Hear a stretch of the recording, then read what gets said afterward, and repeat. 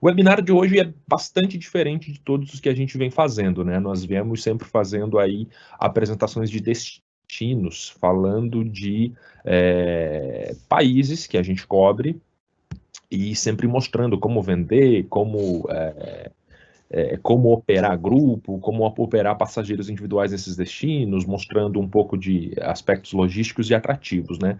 Hoje a gente sai dessa pegada e a gente vai falar sobre sonhos, né?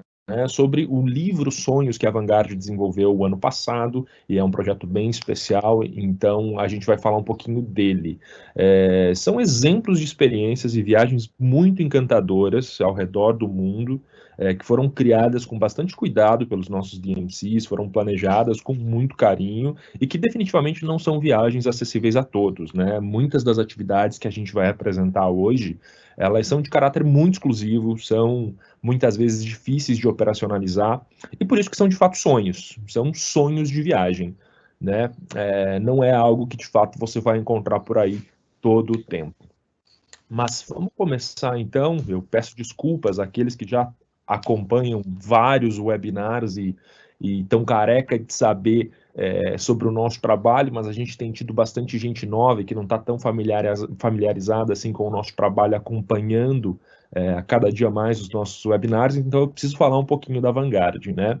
A Vanguard aí tem 13 anos de mercado, a gente representa 15 DMCs hoje, que juntos cobrem mais de 50 países no mundo. Os países que a Vanguard, através de seus DMCs, cobre são esses que estão em cinza escuro, aqui do lado direito do mapa. Aqui do lado esquerdo, esses países em cinza claro, são os países onde nós temos escritório de representação. O escritório do Brasil, junto com o escritório da Argentina, é o mais antigo, né? São 13 anos, como eu falei. Depois nós abrimos México e recentemente abrimos Colômbia. Então convido a todos a irem para o nosso site para conhecer um pouquinho mais sobre a gente, que é o agbrands.com.br, e também a seguir a gente principalmente no Instagram. Então, se você não estiver fazendo nada agora, estiver com o celular na mão, vai para o Instagram e digita o @agbrands. A gente publica sempre muita coisa legal e é uma maneira de vocês estarem conectados com a gente, sabendo aí um pouco das novidades que a gente lança quase que diariamente, né? Mas então, vamos lá. O que é os sonhos, né? O que a gente chamou de sonhos? Então, vou contar um pouquinho a história desse projeto que a gente criou o ano passado, eu e o Vitor, que está aqui com a gente ficou à frente dele e desenvolveu. Foi um livro que nós criamos especificamente para uma feira do mercado de luxo, que muitos de vocês participam, que é a ILTM Latin America, né? A antiga Travel Week, que ia ocorrer esse ano em maio, foi cancelada em definitivo, mas nós já criamos esse livro para o ano passado, então já tem um pouco mais de um ano aí o livro. Tem um carro de som passando na rua, vou dar um tempo aqui. Perdão, que coisa. Nesse livro, então, a gente pensou principalmente no mercado de luxo, né?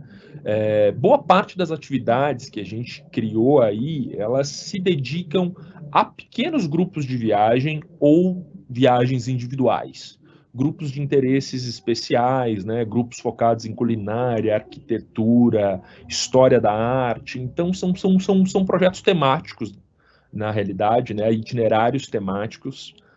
Muito do que a gente colocou aí também é feito no mercado de viagens de incentivo. Então, a gente entende que o que vocês vão ver, o que a gente vai apresentar, não são roteiros para serem vendidos do jeito que estão aí, né? São roteiros que a gente pode se inspirar, as atividades que estão aí servem como inspiração para a gente agregar a itinerários dos passageiros que a gente trabalha, seja um grupo de incentivo, seja um viajante de lazer, ou seja um pequeno grupo. Como sonhar não tem limite, sonho não tem limite, a gente chama aqui que sonhar é liberdade. Então a gente criou o que vocês vão ver com liberdade total. O que quer dizer? A gente se libertou de algumas amarras que normalmente vocês, planejadores de viagem, têm. Então vocês, como agentes, vocês têm que se preocupar com uma série de questões que o cliente coloca. né? Um deles é o budget, então a gente dificilmente tem um valor ilimitado para trabalhar. Nós não nos preocupamos com isso para criar essas viagens, né? A gente entende que vocês, na hora de operacionalizar uma viagem parecida, podem ter esse problema, mas aqui a gente criou sonhos, então o céu é o limite definitivamente, né? Então não foi nenhuma questão de vamos sair da caixa, é uma questão de não colocar caixa, não pensar dentro da caixa definitivamente, porque a caixa é a gente que existe, né? A gente que coloca, como o Sidney falou ontem. A gente também se desvinculou um pouco da questão de quanto tempo o passageiro tem para viajar, né? Então a gente se desamarrou disso, né? A gente criou os itinerários pensando no tempo que a gente acha que seria legal, que seria suficiente para cobrir aquela região ou o principal que nós quiséssemos mostrar com aquele roteiro específico. Questões logísticas que normalmente também são impeditivas e que complicam a montagem de um roteiro, a gente usou, por exemplo, o private jet para descomplicar, para conseguir fazer isso ser viável. Então, eliminando, às vezes, conexões aéreas que tornam uma determinada combinação impossível, né? Ou voos que não fazem sentido, que você resolve com o private jet. Então, a gente lançou a mão até disso para poder viabilizar esses sonhos, né? Outra coisa que a gente vai ver muito aí, a utilização de monumentos, patrimônio histórico, como locais para a realização de jantares, como locais para a visitação privativa. São coisas que normalmente não estão acessíveis aos passageiros de FIT, mas que nós conseguimos viabilizar dentro de um incentivo, quer dizer, que teria que ser que custariam muito para um passageiro de FIT fazer. Então a gente se desamarrou disso, né? Porque, de fato, sonhar é liberdade. Então o que a gente quis criar são verdadeiros sonhos. Quem sonhou com a gente são os nossos DMCs, que seguramente muitos de vocês já conhecem. Então, aqui no livro, a gente não tem todo o nosso portfólio de DMCs, nós trouxemos alguns que foram aqueles que nos ajudaram a desenvolver esses roteiros ultra especiais. A Creative Travel, que cobre Índia, Nepal, Butão e Sri Lanka, né, uma empresa que desde 1977 existe e é hoje uma das maiores DMCs da Índia, ainda familiar. A Destination Asia, que também é uma empresa que cobre 11 países na Ásia, né, tem 29 escritórios lá, enfim, existe aí desde o início da década de 90 também, é hoje um dos nossos principais clientes, e a Destination Asia é muito grande no mercado norte-americano, no mercado do Reino Unido, onde esse tipo de viagem que a gente vai mostrar aqui nos sonhos tem mais demanda, né? A Karma House, que é nosso DMC na Jordânia, e que também é um dos primeiros clientes da Vanguard, está com a gente há 13 anos, né, muito forte e sólido na Jordânia. A Emeco também está com a gente há 13 anos, foi o primeiro DMC da Vanguard. Então a empresa começou como um representante de DMC aqui no Brasil por conta da Emeco Travel, que é nosso operador egípcio. A Osiris, que opera Portugal e também Espanha para o mercado de lazer. E a Texer, que é nosso DMC turco, que eu tenho certeza que muitos de vocês já conhecem também. Além de Turquia, a Texer recentemente, há alguns anos, expandiu para Geórgia, Azerbaijão, enfim, eles estão fazendo parte da Ásia Central também. Então são esses os DMCs que se apresentam com a gente nesse material. E bem, existem várias maneiras de sonhar e de viajar, né? Uma viagem não é uma receita de bolo, não há uma forma única, uma fórmula única que funciona para todos os tipos de clientes.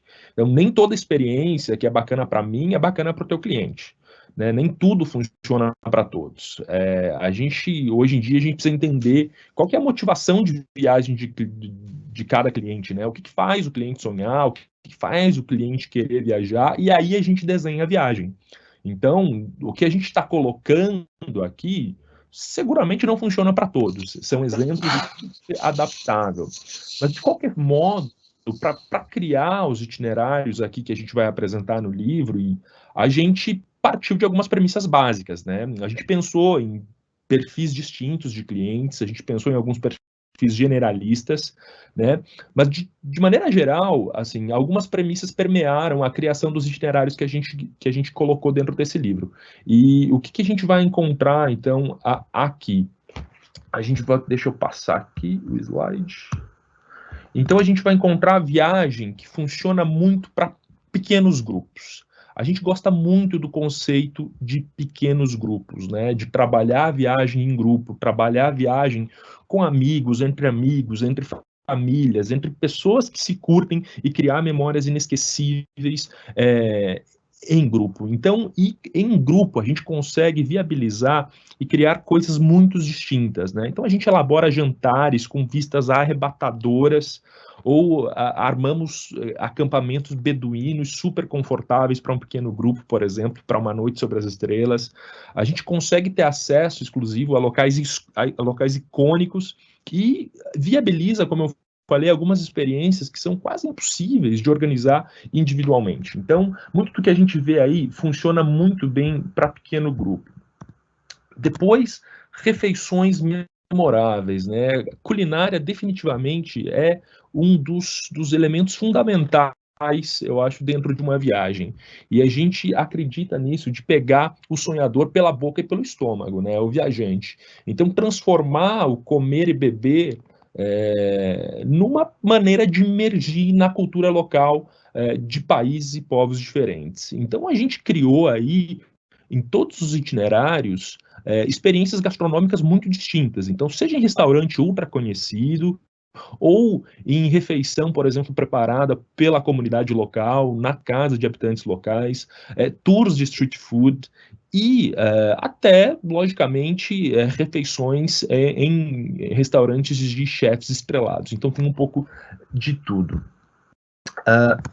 Um mergulho cultural, né? Quer dizer, a gente acredita que viajar hoje em dia não pode ser mais ver cenários, né, através da janela de um ônibus. A gente realmente acredita que você tem que interagir com com as culturas, com os povos dos locais que você visita. E a gente consegue fazer isso através de workshops de arte, classe de culinária, cerimônias religiosas, festivais, sessões de meditação. Quer dizer, a gente incorpora tudo isso dentro desses roteiros, né? E muitas dessas atividades, elas são guiadas ou acompanhadas por especialistas. Então a gente gosta de colocar, por exemplo, tour com arqueólogo, historiadores, mestres, enfim, a gente coloca profissionais, especialistas em determinadas áreas, para que eles possam realmente agregar e passar muito mais conhecimento do destino que a gente está visitando. Outra coisa que permeou aí a criação dos nossos roteiros é a questão da responsabilidade social, ambiental e econômica. Quer dizer, a gente tem que prezar bastante pelo bem-estar das comunidades locais que a gente visita, pelo meio ambiente. O Sidney falou ontem, né, do footprint que o turista deixa no local. Então, a gente buscou sempre criar atividades e experiências que levem em consideração o bem-estar de quem está prestando o serviço. Muitas vezes isso significa não utilizar o fornecedor mais barato, muitas vezes isso significa utilizar um serviço que vai custar mais caro, né, mas que realmente deixa um impacto positivo por onde a gente passa. Também a gente busca retribuir para as comunidades locais através aí de serviços sociais, educação, muito cuidado ambiental dentro dos programas. A gente, por exemplo, evita muito atividades com animais, quando são em locais bem definidos, que são realmente santuários de preservação da vida selvagem. Então a gente toma muito cuidado com isso. Também conforto, né? O que a gente quer dizer por conforto?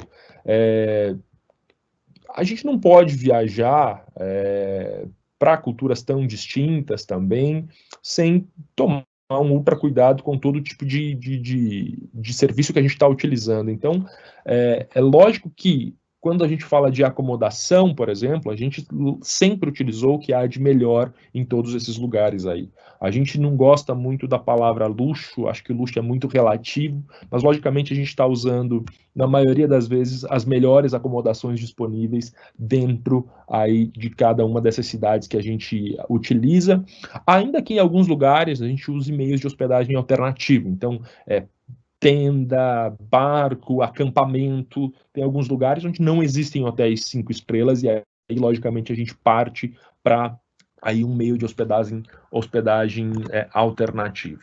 E por fim, customização. Eu acho que é voltar um pouco àquilo que eu já falei. Não existe uma receita de bolo, não existe algo que vai funcionar para todo mundo. A gente criou aqui, a gente vai apresentar um pouco para vocês esses roteiros ultra diferenciados, mas isso não significa que ele é aplicável a todo mundo, é vendável a todo mundo, ainda que o cara tenha muita grana, muito dinheiro para comprar, por exemplo.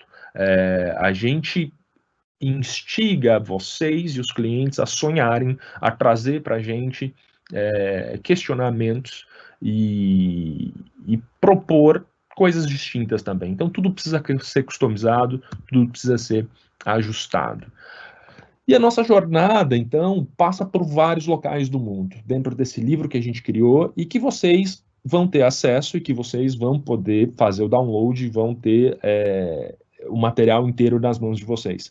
Então, a gente passa por vários locais do mundo aí, como vocês estão vendo na tela. É lógico que a gente não vai poder apresentar em detalhe os itinerários que a gente criou de cada um desses destinos. A gente vai mostrar alguns, a gente vai falar brevemente sobre alguns deles e sobre as experiências que a gente acha legal e curte, mas depois vocês vão ter o conteúdo inteiro em mãos para realmente poder explorar e para realmente poder ler. Então, Vitor, você está por aí, né? E a gente vai seguir aqui. A gente não definiu exatamente quais desses a gente vai apresentar. A gente vai falando, vai fazendo um talk aqui. E aí, como eu falei no final, vocês vão ter acesso a tudo. Então, vamos lá, né? Falei tanto, falei aí um pouco do conceito de como a gente criou. Então, agora vamos finalmente ao produto que a gente desenvolveu, né?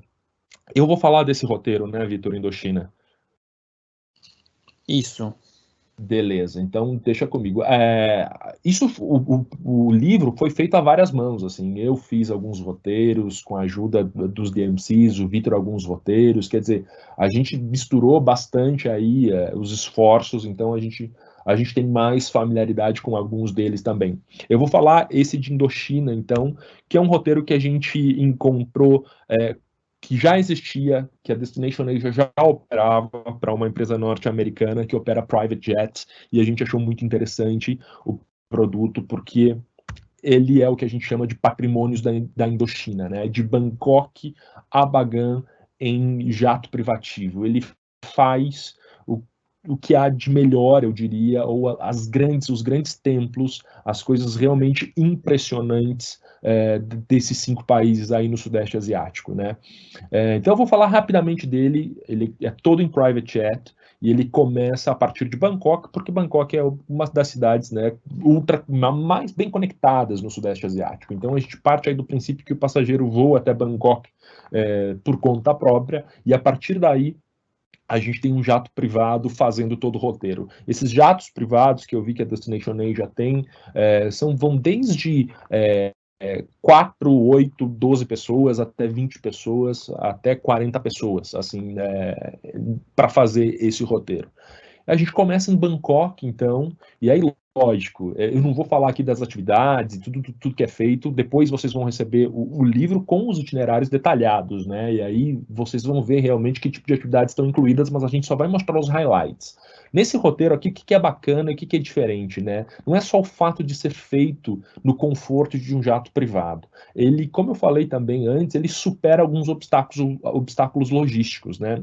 Ele sai de Bangkok, por exemplo, e vai até Sukhothai, que é no centro da Tailândia, e que é um local que tem templos incríveis, provavelmente alguns dos templos mais bonitos da Tailândia, e é muito pouco visitado, porque isso aqui está mais ou menos 420 quilômetros desde Bangkok, e está no meio entre Bangkok e Chiang Mai. Então, as pessoas que visitam Sukhothai, normalmente, só para vocês terem uma ideia, assim, as pessoas que viajam em roteiros mais clássicos, elas vão de ônibus, elas passam um dia inteiro de ônibus, desde Bangkok até Chiang Mai, que é um negócio que a gente nem recomenda, e só passam rapidamente por Sukhothai.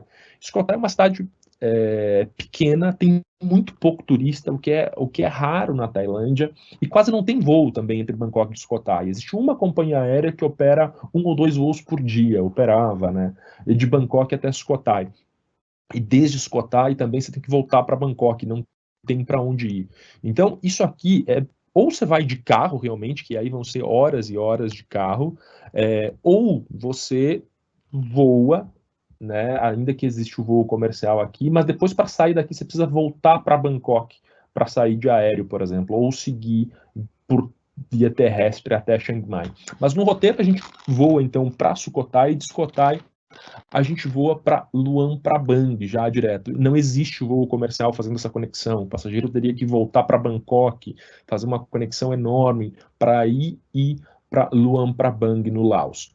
Aí de Luang Prabang ele vai para Hanoi, né, no Vietnã. De Hanoi ele já visita Halong Bay. Aí ele desce para o centro do Vietnã, em Hue, vai para Siem Reap, no Camboja, e termina em Bagan, no Mianmar. É um roteiro de 14 dias.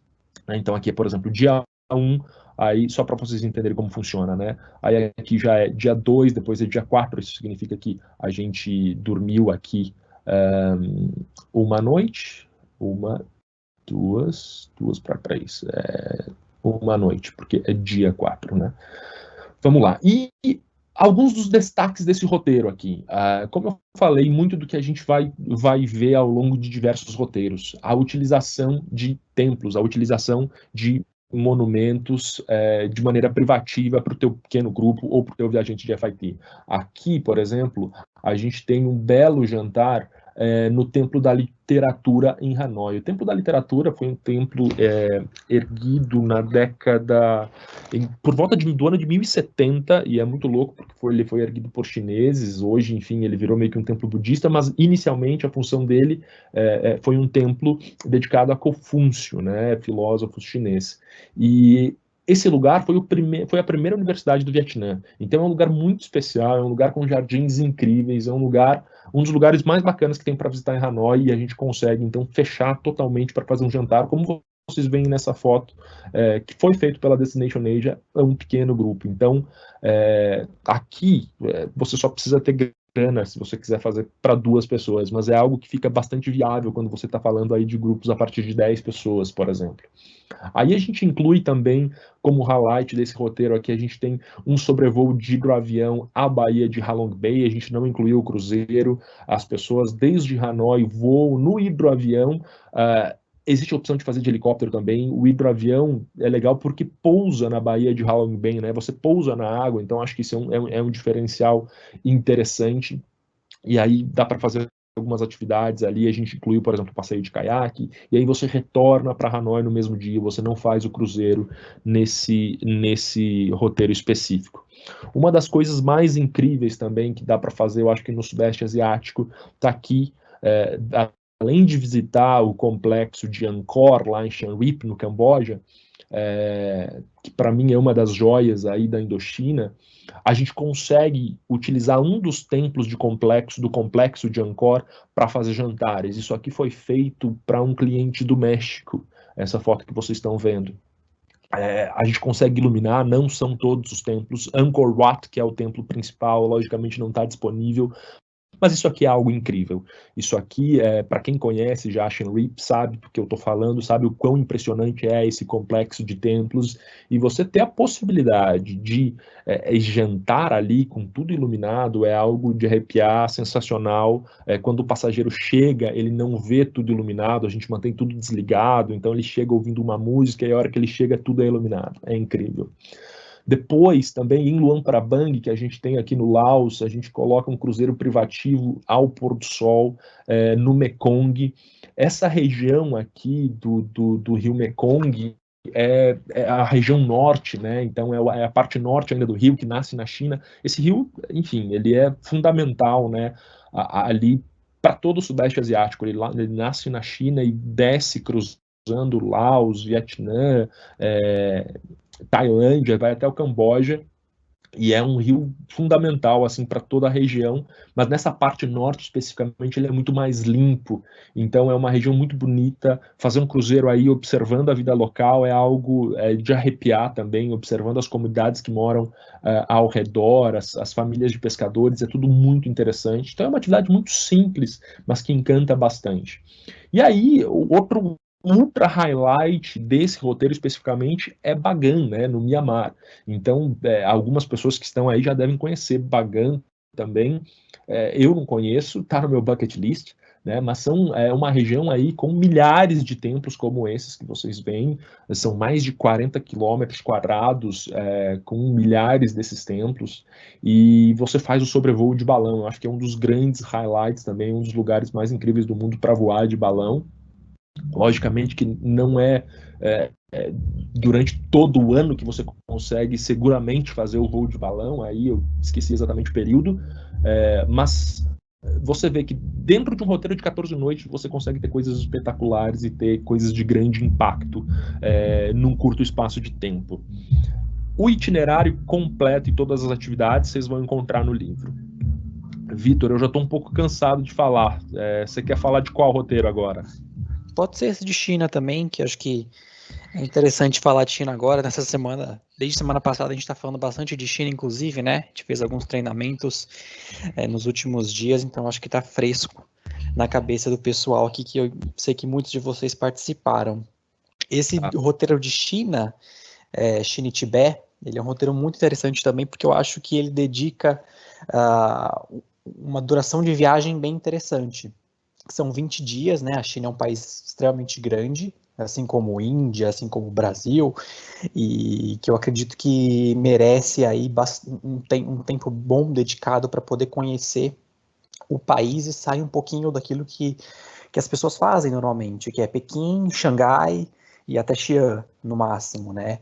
Os roteiros, eles meio que se voltam nesses 3 destinos, mas a China é extremamente grande e vai além de cidades muito grandes como Pequim e Xangai, e tem uma natureza super impressionante, tem atividades ligadas a animais, a natureza, então é um país com muito contraste, por isso que a gente acredita que um roteiro bem completo de 20 dias, o grupo, o passageiro, enfim, vai conseguir ter um overview muito bom do país, né? É claro que 20 dias não vai dar para ver tudo, mas eu acho que dá para ver coisas muito interessantes essa parte continental da China. Aqui a gente não inclui, por exemplo, Hong Kong, que é também é das regiões autônomas do país, que também merece também um destaque, mas aqui nesse roteiro a gente se atém a essa parte continental do roteiro, começando aí por Xangai. Então, se vocês olharem aí no mapa, ele faz uma volta, né? Ele vai de Xangai, depois vai até a outra ponta do país, em Lhasa, que já é Tibete, que para muita gente não sabe, mas o Tibete é uma região autônoma, semi-autônoma, digamos assim, né? Porque eles não têm tanta autonomia, mas que está dentro do território chinês e está subordinado ao governo chinês. E depois de Lhasa, ele vai voltando para a região para leste do país, terminando em Pequim, né, que é um dos principais aeroportos. Dali o passageiro já pode pegar o voo de conexão para voltar para o país. A gente batizou esse roteiro de montanhas e tradições, China e Tibete, porque eu acho que ele tem esse apelo, né? O passageiro vai ver muita paisagem natural, muita montanha, muita tradição e umas experiências bem exclusivas aí no país. Então, por exemplo, o que a gente pode destacar desse roteiro especificamente? Vocês estão vendo aí no slide esses pandas super simpáticos, que é uma atividade muito interessante que a gente tem em Chengdu, que é uma cidade que está aí mais ao sul do país, uma cidade milenar, super antiga, que é famosa pelos pandas, né, que eu acho que todo mundo sabe que a China é um dos países que mais tem pandas no mundo, inclusive Chengdu é a cidade com a maior população de pandas no mundo, apesar de ser uma população muito pequena, porque é um animal que está em risco de extinção. Então nessa atividade os passageiros podem visitar um centro de proteção e pesquisa e reprodução dos pandas, que tem um trabalho seríssimo de resgate e de preservação da espécie, e é uma atividade super legal também, porque os animais são em si muito simpáticos, né? Então acho que não tem como não curtir. Outra coisa que é muito legal nesse roteiro, esse palácio que vocês estão vendo na foto, no topo de uma montanha, é o Palácio de Potala. Ele está na capital do Tibete, Lhasa, e ele era a antiga residência do Dalai Lama. O Tibete, ele está numa região super alta, né? Como vocês podem imaginar, está na cordilheira do Himalaia. Inclusive é conhecido como o teto do mundo, por conta da altitude das montanhas, enfim. Então, nesse tour, em vez de simplesmente as pessoas visitarem o palácio, a gente leva com um guia os passageiros para o topo de uma montanha para um workshop de fotografia noturna. Então, os PACs vão ter a oportunidade de fotografar o palácio, que à noite fica ainda mais bonito com toda a iluminação. É uma outra experiência muito bacana. Vocês imaginam estarem no topo ali da cordilheira do Himalaia, tirando fotos de um palácio que, como vocês podem ver aí, tem uma arquitetura, enfim, um charme super especial, né? Se você puder ir para o próximo slide, Jeff. Já foi. Coisas interessantes também em Xi'an, que acho que vocês conhecem já como a cidade dos guerreiros de terracota, né? Aqueles guerreiros de pedra em tamanho humano.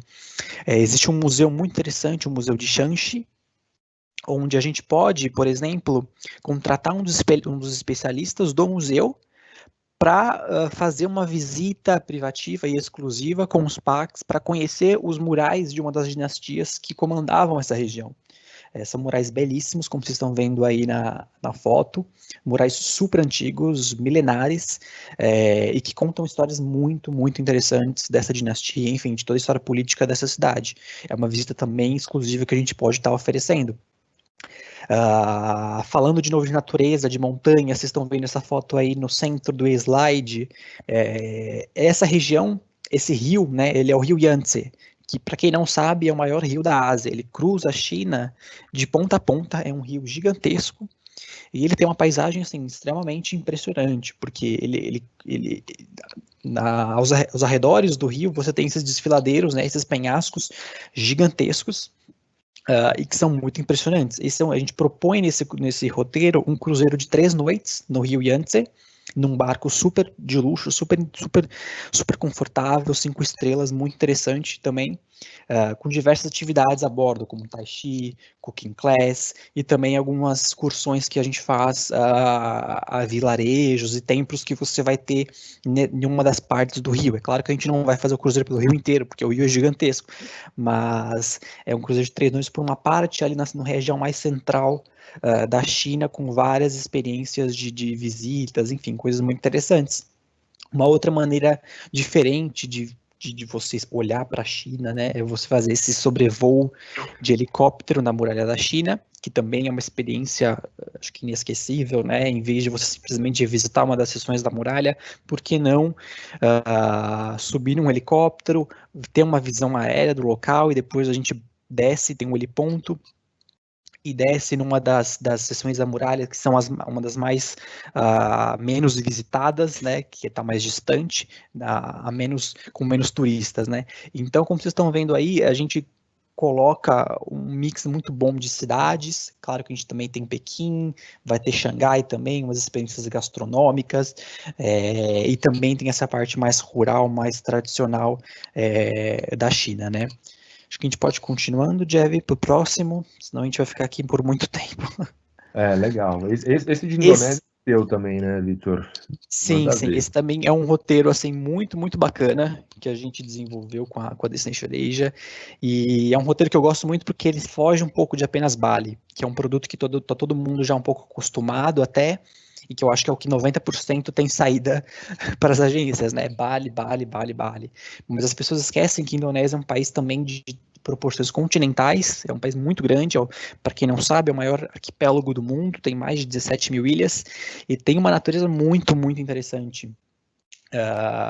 Cada ilha tem um perfil diferente, mas no geral tem um atrativo natural, um atrativo de aventura muito, muito interessante, além de Bali, que tem praias e templos, né?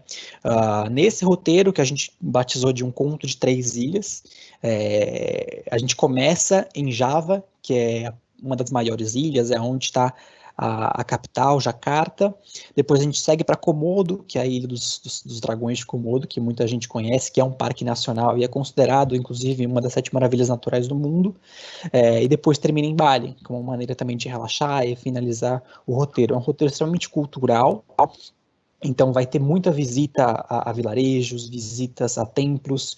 Vocês estão vendo aqui no slide, na direita, Borobudur, que é o maior templo budista do mundo, que está em Yogyakarta, perto de Yogyakarta, no caso, na ilha de Java. E aqui a gente propõe uma visita antes do amanhecer, né? Então, bem cedo pela manhã, a gente sai do hotel, sobe, né? É um templo alto, então sobe para poder observar o nascer do sol desde o templo de Borobudur. Então, que é um momento que não vai estar tão cheio quanto outros momentos do dia. E depois que a gente sai de Borobudur, descendo, a gente pode ter um workshop de adagas da Indonésia, que para mim foi uma surpresa, mas é um item muito tradicional e milenar do povo, desses povos locais, que era usado como uma arma de guerra também, e hoje em dia tem um valor espiritual, como se fosse um talismã para eles. Essas adagas podem levar até meses para ficarem prontas, e elas são super adornadas, é uma coisa extremamente interessante. Se você puder continuar, Jeff, o slide. Aqui vocês estão vendo um montão de coisas também muito interessantes que dá para ver. Continuando em Java, né? Já que a gente está falando de Java, vocês estão vendo a foto de um vulcão, né? O Monte Bromo, que é das centenas de milhares de vulcões que tem na Indonésia, que a gente sabe que vira e mexe um ou outro, dá uma dor de cabeça e decide acordar, mas esse é um dos vulcões adormecidos que mais se visitam e tem uma vista extremamente impressionante. Tem atividades de trekking nessa região, tem lagos super impressionantes que dá para visitar. Então é uma experiência de conexão com a natureza extremamente impressionante que também não tem como não se impressionar, né? Isso também está lá em Java. Em Bali já a gente pode propor aí, vocês estão vendo algumas fotos, cooking classes e tour gastronômicos nas regiões, então ter alguém para acompanhar nesses mercados e feiras locais para poder aprender sobre a culinária balinesa, que é espetacular. Encontro com um líder Brahmani. Bali, não sei se vocês sabem, mas é uma ilha predominantemente hindu, ao contrário do resto da Indonésia, que é quase que 100% muçulmano. Então, em Bali, a gente tem essas experiências de interação com vilarejos e tribos locais, e enfim, dá para organizar um encontro com um líder religioso para aprender sobre os costumes locais. Eu acho que é uma maneira de você se conectar muito boa com esse aspecto cultural da ilha. A gente vai ter também Komodo, antes de Bali, nesse roteiro, né, que todo mundo conhece aí por esses dragões de Komodo, que são esses lagartos muito grandes, mas Komodo vai muito além dos dragões de Komodo, né, é um parque muito grande, em que a gente propõe aqui um cruzeiro, inclusive, para você poder visitar praias e regiões desse parque, dessa reserva, que é uma reserva nacional, com uma natureza assim, exuberante. Então é uma visita também que vale muito a pena, não apenas por conta dos dragões de Komodo, mas também por toda a natureza que tem ao redor. Basicamente é isso, esse roteiro, assim, tem muita coisa bacana ainda, cruzeiro em Bali, enfim, tem umas coisas muito interessantes que a gente está propondo aqui, mas eu não vou me alongar muito, porque senão a gente não sai desse call hoje ainda, né, tem muita coisa bacana. É verdade, assim, por mais que seja tentador e que a gente possa ficar falando horas e minutos sobre cada um dos roteiros que a gente desenvolveu com os DMCs com muito carinho, não dá, né? Vamos falar desse também aqui, porque eu acho que é bem legal, de Índia. A gente chama aqui de O Extravagante Casamento Indiano. É um roteiro que, assim, é muito clássico, na realidade, é um triângulo, é o Triângulo Dourado mais Udaipur, então, para quem conhece e está familiarizado com o destino, é o básico da Índia, né? É o Índia para beginners, mas a grande sacada desse roteiro aqui é que a gente vai participar de um casamento indiano. O casamento na Índia, gente, é big business, é um negócio muito sério. Existem casamentos multimilionários, né? As famílias gastam muita grana nos casamentos de seus filhos. A Índia está cheia de bilionários, milionários. Então a gente tem casamentos que são coisas de Hollywood. E o que é engraçado é que na cultura indiana eles adoram receber estrangeiros. Eles adoram receber convidados estrangeiros. É sinal de prestígio para eles. Então, a gente consegue fazer com que você participe de um casamento como se fosse um convidado. Isso aconteceu comigo meio que por acidente. Eu estava visitando um hotel em Jaipur e estava acontecendo um casamento no hotel e eu fiquei curioso porque eu vi aquela decoração espetacular nos jardins dos hotéis e tal, e aí eu perguntei, né, pro gerente que estava me acompanhando o que estava acontecendo. Ele falou, um casamento está acontecendo hoje. E aí eu fui dar uma olhada e alguém me viu, algum familiar dos noivos, eles me levaram para conhecer os noivos, tiraram foto. Quando eu vi, tinha uma fila de gente tirando foto comigo, eu estava dançando no meio do pessoal. É muito interessante também que o casamento indiano ele acontece em vários dias, são várias cerimônias distintas, né? Algumas cerimônias exclusivas para as mulheres, algumas cerimônias exclusivas para os homens. Então, lógico que você pode definir o que você vai participar, se você participa de tudo ou não. A primeira coisa que você faz quando você chega em Nova Delhi, dentro desse roteiro, é se encontrar com um alfaiate, né? Lógico, depois de fazer check-in no hotel e tudo mais. Um alfaiate vai até o hotel, tirar as suas medidas, levar amostras de tecido para você escolher as suas roupas. Né? E 2, 3 dias depois você vai ter todas as suas roupas prontas para as cerimônias do casamento. Então é algo muito incrível, algo muito distinto, mulheres adoram isso, e enfim, é algo que na Índia, por exemplo, eles curtem, o indiano curte receber estrangeiro, né? Tanto que eles convidam amigos estrangeiros, enfim, e fazem isso com muito bom grado, para eles é sinal de prestígio. Então é um roteiro diferenciado, é um roteiro que a Creative Travel opera, e aí você me pergunta, poxa, mas tem casamento o tempo todo? Assim, mais ou menos, tem casamento o tempo todo, sim. Então, lógico que a gente tem que aí ajustar datas e ver especificamente quando vai acontecer um casamento interessante, por assim dizer, mas tem casamento o tempo todo, e é uma belíssima experiência. Então, é lógico que você não vai para a Índia só para fazer isso, mas participar de um casamento enquanto você estiver na Índia é sem dúvida algo que vai enriquecer e que vai marcar para sempre a experiência do viajante. Outro roteiro que tem de Índia aqui, aí já totalmente distinto desse primeiro, sai completamente do básico, é um roteiro que vai no norte da Índia, no Himalaia, a gente chama aqui de Expedição Leopardo da Neve, né? Em busca da vida selvagem de Ladakh. Ladakh é essa região já junto ao Himalaia, e lá a gente tem esse leopardo da neve, que é um animal ultra raro no mundo, só existe por lá nessa região, e é uma região que não tem hotéis, por exemplo. Então dentro do Parque Nacional lá de Ladakh, e que você vai fazer trekkings por cenários remotos como esse, você vai ficar hospedado em casa de família, não é hotel. Então isso já é aquilo que eu falei no início, né? A gente criou roteiros aqui para muitos perfis de viagem. Esse já é para aquele cara que curte bastante trekking, é aquele cara que curte muita natureza, é aquele cara que mais ligado em aventura. E aí, lógico que a gente desenvolveu algumas coisas interessantes, né? É uma região cheia de mosteiros, então você vai fazer algumas visitas a mosteiros, você vai ter também workshop de fotografia noturna, porque é incrível fotografar lá, é uma região muito alta, né? Fria também, mas assim, com céu incrível. Você vai ter interação com naturalistas, porque existe um conservatório lá que cuidam aí desses animais, dos leopardos, então você vai falar com esses naturalistas, na verdade são eles que vão acompanhar você durante a viagem. Então, de novo, é um roteiro muito diferente de Índia, muito diferente do que a gente vai ver. Eu acho que é raríssimo uma empresa no Brasil oferecer essa região da Índia, né? É para um tipo de Pax bastante específico. Eu vou passar para seguir adiante. Dentro do livro a gente também tem uma combinação de Nepal e Butão, e aí já bem focado em meditação, em bem-estar, né? É um roteiro de 11 dias, mas a gente não está incluindo aí, por exemplo, Índia, que normalmente as pessoas combinam. O roteiro é muito mais focado em Butão.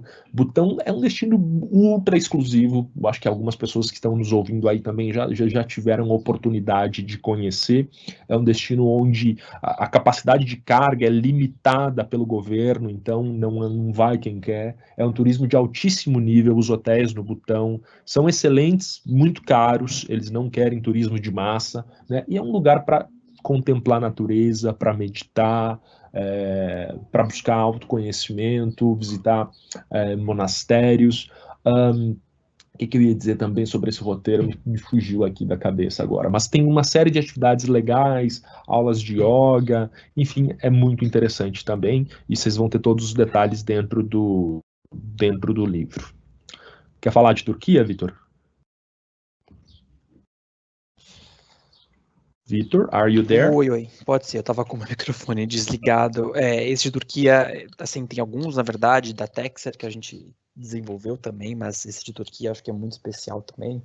É uma jornada de sultões, a gente deu esse nome porque, de fato, a gente colocou coisas que só os sultões, né, só numa viagem extremamente de alto nível dá para fazer. E é claro que é uma viagem que vai ter Istambul e Capadócia, coisas que não dá para faltar, né? O roteiro vai começar por Istambul, também vai passar por Capadócia. A gente também inclui Éfeso, né? Que é uma das cidades mais antigas aí da Turquia, que tem um templo super impressionante. A gente visita aí a partir de Esmirna, que é uma cidade que está na costa da Turquia. Também passa por Pamukkale, que é a cidade famosa pelas piscinas de calcário. E a gente termina aí o roteiro em Bodrum, que é o balneário, o paraíso aí da Turquia, com aquele mar maravilhoso na região sul ali do mar Mediterrâneo. É um roteiro não muito comprido, 11 dias, acho que não é algo muito fora da caixa, né? E que foge do simples Istambul, Capadócia, porque a Turquia tem uma riqueza de história, de natureza também, que é um mix muito, muito interessante, né? E entre os destaques desse roteiro, claro, o voo de balão, que aqui a gente vai propor um voo privativo, um balão exclusivo para os PACs, para o pequeno grupo, seguido de um café da manhã ali no vale, quando os PACs descem do voo de balão, que vai durar aí uns 45 minutos em média, a gente prepara um setup de café da manhã no próprio vale, ou seja, para brindar aí, para comemorar o fim da experiência. Uma coisa que a gente faz muito para grupos e que funciona super bem também é em Éfeso, que é essa cidade super antiga aí na região sul, centro, na verdade, aí da Turquia, propor um jantar no templo, né, nas ruínas desse templo aí de Éfeso, com iluminação, com música. Claro que isso vai funcionar para grupos, né? Dificilmente a gente vai ter um FIT que vai querer fazer algo nesse porte, mas para pequenos grupos funciona também, é uma experiência muito, muito especial. O local em si, ele já impressiona por si só, né? Por conta de toda a sua história. Se você puder continuar o slide. Outra coisa muito bacana que a gente gosta de incluir nos roteiros é essa experiência com os derviches rodopiantes, que vocês estão vendo aí a foto desses homens dançando, né, rodopiando, na verdade, que é uma ordem do islamismo, em que eles têm essas cerimônias em que eles giram e giram numa frenesi, assim, até entrar num estado de, como eu posso dizer, enfim, eles entram numa hipnose, né, por 40, 50 minutos dançando, e para eles de fato uma cerimônia religiosa que a gente pode incluir numa espécie de templo local, enfim, é uma experiência também muito bacana. Na própria Capadócia, por que não fazer um trekking com um nativo da região que conhece o vale com a palma da própria mão, né? Conhecer a região aí a pé, acho que também é uma experiência, além de ver, né, do alto, de ter um panorama de cima, por que não pôr os pés de fato aí das rochas e conhecer a região. Em Istambul tem uma coisa que é muito bacana que a gente sempre propõe, fazer uma experiência gastronômica com uma chefe de cozinha, alguém que entende de culinária turca, no mercado de especiarias. Então essa especialista vai, acompanha os PACs dentro do mercado de especiarias em Istambul, explica sobre a questão dos temperos, enfim, das espécies, né, e ajuda os PACs a comprar alguns temperos, algumas comidas, né, para depois levar eles para casa e preparar uma refeição turca. Então, assim, é uma experiência super, super interessante também, porque o Pax ele não vai simplesmente comer e provar da culinária turca, que em si já é um highlight, né? Ele vai poder pôr a mão na massa e aprender a como selecionar esses temperos, né? E por fim, ali em Bodrum, acho que para colocar cereja em cima do do bolo, né? A gente propõe aí uma estadia de 2 noites numa goleta, que é esse barquinho que vocês estão vendo aí na foto, que é um barco tradicional de madeira, turco, um roteiro de 2 noites a bordo desse barco, onde a gente vai ter a equipe, o próprio capitão do barco, equipe de cozinha, para poder servir os packs, almoço, jantar, enfim, 24 horas, e levar eles para conhecer vilarejos, levar eles para conhecer as praias. É uma experiência também muito bacana. Em Istambul também a gente propõe um cruzeiro privativo no Bósforo, que é uma experiência também muito bacana. A gente sempre recomenda ali no entardecer, para poder tomar uns drinks e curtir o pôr do sol no Bósforo, que tem uma vista muito bacana. Voo de balão também é uma coisa que você pode fazer em Pamukkale, que é aquela cidade famosa pelo castelo de algodão, como é chamado, né? As piscinas de calcário, e a gente também pode fazer um voo de balão, né? Para quem curte, por que não? Além da Capadócia, por exemplo.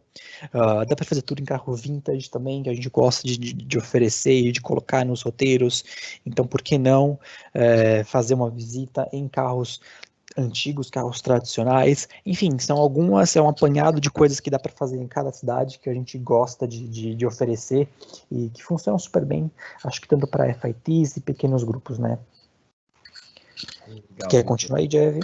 Vamos continuar. Vou falar rapidamente de Uzbequistão, acho que está na moda, Ásia Central, né? Um dos destinos que deve vir com muita força aí no futuro. Ainda é um destino que a infra não é como na Turquia, por exemplo, ou não é como no Azerbaijão, é um pouco mais roots, né? Um pouco menos sofisticado, mas definitivamente o Uzbequistão acho que é um dos principais países aí da antiga Rota da Seda, né? Então é aquele local que, se há um lugar que representa bem a Rota da Seda, é o Uzbequistão, e a gente tentou criar um roteiro aí cobrindo direito o país. A gente não quis combinar com outros países. Muita gente às vezes pede, você tem roteiro da Rota da Seda? Cara, a Rota da Seda é gigante, né? Passa por vários países, então não tem como você fazer a Rota da Seda, a menos que você seja um mercador queira reproduzir a rota inteira, ficar um ano viajando, você pode fazer, mas a gente tem que fazer ela por partes. Mas eu acho que definitivamente o Uzbequistão é o país mais representativo da Rota da Seda, e é por isso que a gente chama esse roteiro de No Centro da Rota da Seda. Então a gente criou um itinerário aí passando por vários locais de interesse no país. Eu vou acelerar aqui porque a gente está perdendo, assim, o tempo está acabando. Uma das experiências que eu gosto dentro desse roteiro é você experimentar o estilo de vida nômade, passar a noite em um yurt, né? Que essas tendas são essas tendas tradicionais aqui, nesse formato. Elas são muito parecidas com aquelas tendas que a gente tem na Mongólia. Então é muito legal. Esse roteiro é muito cultural, ele é cheio de atividades que envolvem você com a comunidade local. Então você visita propriedades rurais, você visita escolas e fábricas de cerâmica. A cerâmica uzbek é extremamente importante, famosa no mundo inteiro. Você visita também oficinas de tapetes. É um roteiro muito interessante, vocês vão poder ver os detalhes depois.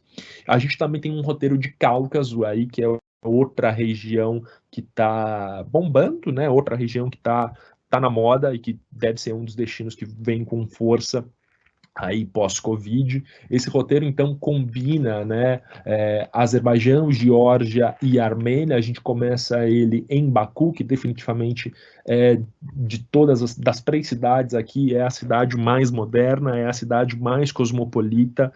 Todo mundo que foi, eu não conheço ainda, mas todo mundo que foi fala que é realmente impressionante, que as expectativas são sempre superadas aí.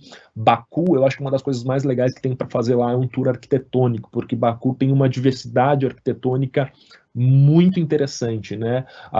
Vamos começar por esses projetos contemporâneos que a gente está vendo aqui, esse centro cultural que é daquela arquiteta inglesa, a Zaha Hadid, se eu não me engano, algo assim. Esse é um dos prédios icônicos dela. Além dessa arquitetura contemporânea, a gente tem uma arquitetura soviética muito forte. A gente não pode esquecer que esses 3 países fizeram parte da União Soviética.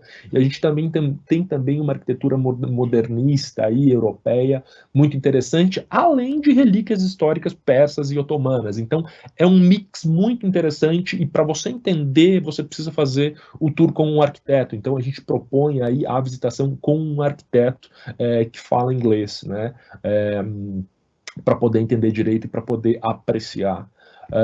Depois o roteiro vai para Tbilisi, né? Capital da Geórgia, e depois a gente termina em Yerevan. É muito interessante também o contraste nesse roteiro, porque você sai de um país de maioria muçulmana e aí vai para 2 países com uma herança católica muito interessante, né? Então aqui você tem visitas a monastérios, já na Geórgia, você tem aqui também, né, safari, em jipes soviéticos. A natureza aqui na Geórgia é muito impressionante, tem muitos locais de natureza para visitar, né, um landscape muito interessante, então a gente super recomenda. Já na parte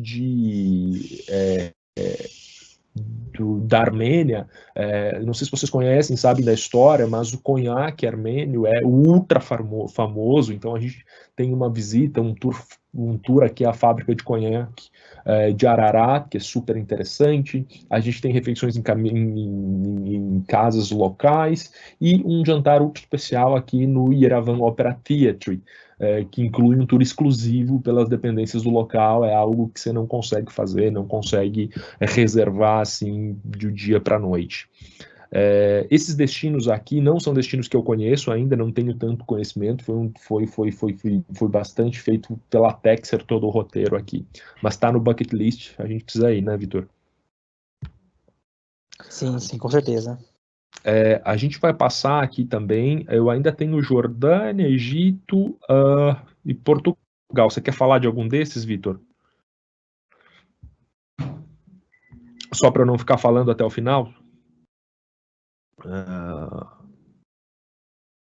Bom, acho que o Vitor sumiu aqui. Vamos lá. Eu vou acelerar um pouco, tá? Para a gente não extrapolar aí muito de 1 hora, mas esse tour em Jordânia aqui a gente chama de Na Trilha de Civilizações, né? Porque definitivamente você vai passar por locais aí com vestígios de diversas civilizações antigas.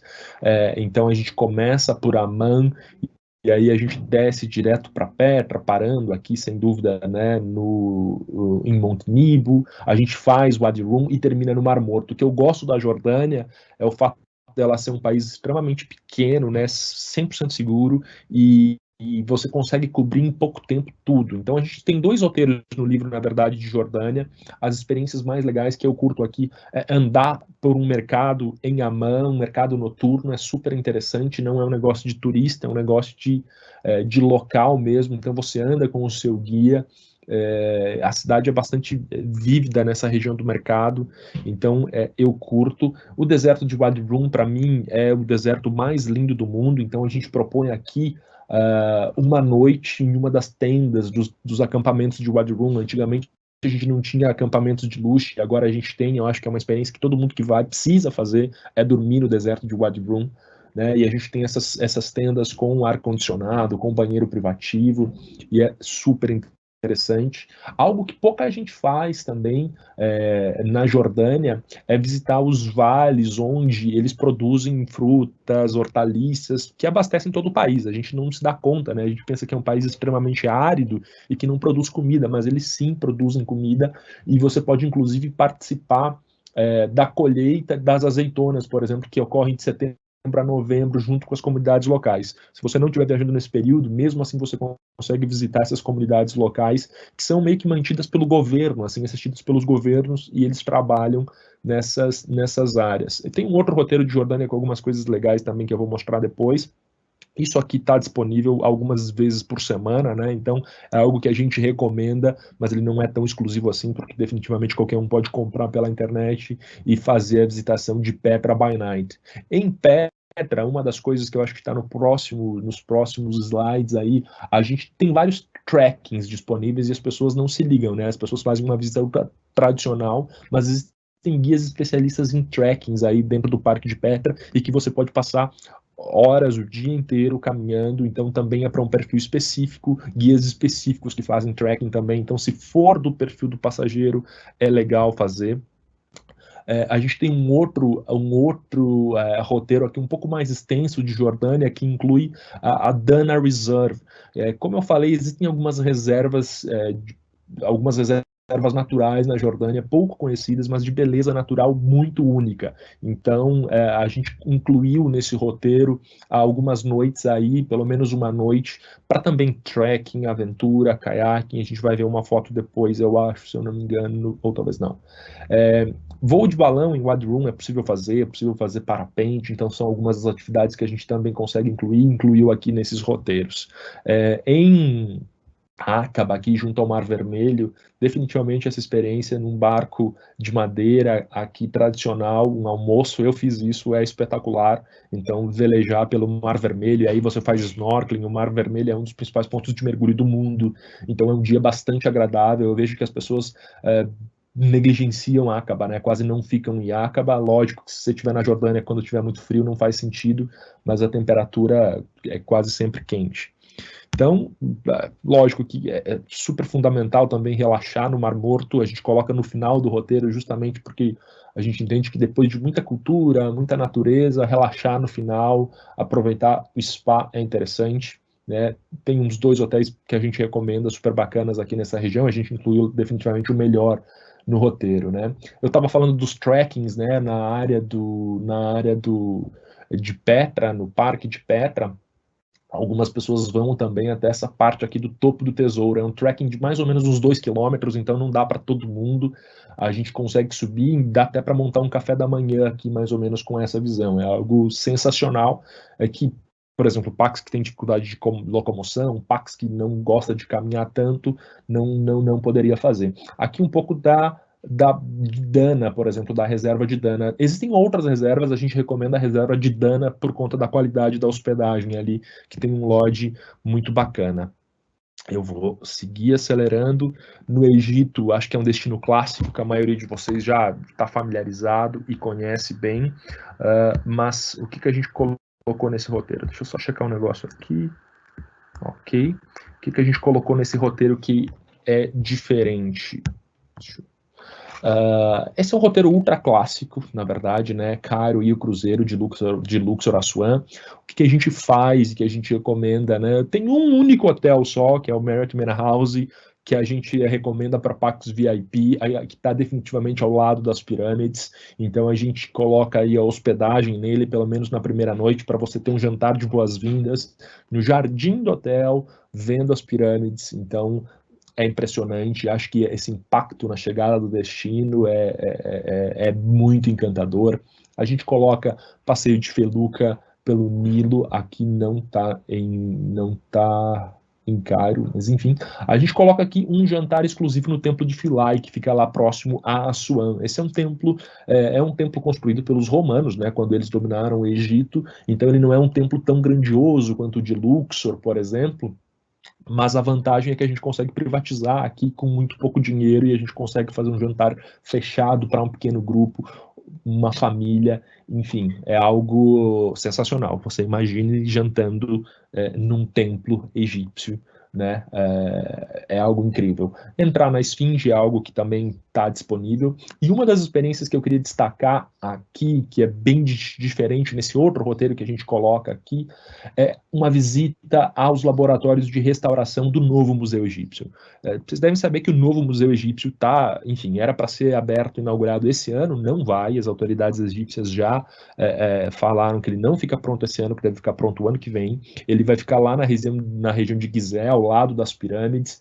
A arquitetura do museu é algo impressionante, ele está quase pronto na realidade, mas vai levar um pouco para finalizar. Mas uma das experiências que a gente consegue fazer já dentro do novo Museu Egípcio, que não está aberto, está fechado e não está inaugurado, é visitar os laboratórios de restauração das peças que vão ser exibidas. Então você consegue interagir com esses restauradores, né, com arqueólogos, enfim, egiptólogos, que estão cuidando de todo o acervo, que, só para lembrar, vai ser um acervo diferente, né? O novo Museu Egípcio, ele não vai substituir o acervo que já existe no Museu do Cairo, vai ser um acervo totalmente diferente. Então, é algo ultra exclusivo, só que a gente não vende para qualquer um, a pessoa realmente tem que curtir arte, tem que querer ter esse tipo de interação. É uma experiência sensacional. Imagina, você ter acesso ao acervo, falar com os profissionais que estão cuidando da montagem, a gente consegue viabilizar isso. Bom, enfim, algumas experiências aqui um pouco já mais conhecidas. Dentro dos roteiros, é lógico que a gente sempre procurou, como eu já falei, as melhores opções de acomodação, então sempre os melhores pontos para você desfrutar de bons momentos durante o teu itinerário. Então, aqui a gente tem uma visita ao Vale dos Reis das Rainhas na companhia de um arqueólogo que vai te falar melhor sobre as 63 tumbas e câmaras que tem lá. A gente coloca a entrada em algumas tumbas, né, como por exemplo a tumba de Tutankhamon, que todo mundo quer ver, mas tem muita tumba interessante aí, algumas nem sempre estão abertas. A gente coloca um chá da tarde aí num hotel que é esqueci o nome dele agora, Vitor, você lembra o nome desse hotel? É o... enfim, que ele tá em Assuan, eu acho que virou Ou de Sotel. Cataract, não? Old Cataract, sim, Old Cataract. É espetacular, então as pessoas acabam quase ninguém dorme em Assuan, né? A não ser que a pessoa vá para Abusindo, mas é um hotel que definitivamente vale a pena, porque é um palácio vitoriano incrível, então a gente coloca dentro desse roteiro. Quer dizer, também é um roteiro clássico, mas cheio de coisas especiais, sempre incluindo o melhor do melhor. E aí, para finalizar, gente, eu sei que a gente já está estourando o nosso tempo aqui, a gente criou um roteiro aqui de Espanha e Portugal. Na realidade, no livro a gente tem um de Portugal e Espanha e a gente tem outro, se eu não me engano, de Açores. Esse de Portugal e Espanha é um roteiro gastronômico, 100% focado em comida. Então, a gente começa em Madrid, porque afinal de contas é o ponto onde a gente tem o maior número de voos. Então, além de algumas atividades básicas em Madrid, tem uma que é super interessante em Madrid, mas o foco todo é gastronômico. Então, a gente vai para o País Basco, né? O roteiro inclui somente Bilbao, São Sebastião na Espanha e depois Porto em Portugal. Então isso aqui essa região aqui do País Basco, eu não sei se vocês sabem, acho que a gente comentou em algum treinamento, é a região do mundo que concentra o maior número de restaurantes Michelin por metro quadrado. Um dos maiores festivais gastronômicos do mundo ocorre lá todo ano, e essa região é impressionante, né? Se você pegar uma lista atualizada aí dos 10 melhores restaurantes do mundo, enfim, por qualquer guia que você quiser utilizar como referência, eu tenho certeza que vocês vão encontrar uns 3 ou 4 que ficam nessa região, né? Então, inclusive alguns que a gente colocou aqui no roteiro, que a gente nem sabia que ia sair na lista dos melhores do mundo desse ano, estão, como o Assador Etxebarri, que vocês estão vendo aqui. O Mugaritz é outro ultra famoso. Então, são restaurantes dificílimos para você conseguir reserva. A gente tem acesso especial, então é lógico que eu não vou te garantir a reserva de hoje para amanhã, mas dentro de uma viagem planejada a gente consegue fazer. A gente também colocou uma noite aqui a visita à vinícola Marquês de Riscal. A Marquês de Riscal não é conhecido por ser uma vinícola de grandes vinhos, mas é muito interessante por conta do complexo que eles criaram dedicado ao estudo do vinho, né? Tem essa arquitetura aqui super interessante também, feita por um arquiteto renomado. Aí depois, seguindo a viagem, a gente tem o Museu Guggenheim em Bilbao, que está incluído, lógico, né? Tem visita ao mercado La Brecha em São Sebastião, para você degustar com o chefe, que vai te mostrar como fazer compras de ingredientes dentro do mercado, super interessante. Aí lá no Porto, a gente já tem também visita com o enólogo a Taylor's, né, que é uma das mais antigas casas de vinhos do Porto, vinho do Porto mesmo. Então tá cheio de coisa especial. A gente incluiu aqui hotéis super bacanas também. No Porto, por exemplo, é um hotel boutique que tem um spa e sessões de vinoterapia incrível. Então, a gente não está falando quais são essas propriedades aqui na apresentação, porque a gente não trabalha para elas, né? Mas dentro dos roteiros detalhados, a gente inclui. Deixa eu ver, acho que tem mais aqui, tem mais um roteiro que eu havia me esquecido dele, de Portugal, um roteiro mais clássico, mas aí a gente recheia ele com muitas coisas interessantes também, que vocês podem ver aqui dentro dos destaques, né? Eu esqueci de tirar do slide aqui, mas o itinerário está aqui. E a gente também, para fechar o livro, a gente tem um roteiro interessante nos Açores, né? Basicamente são 9 dias só em Ponta Delgada, né?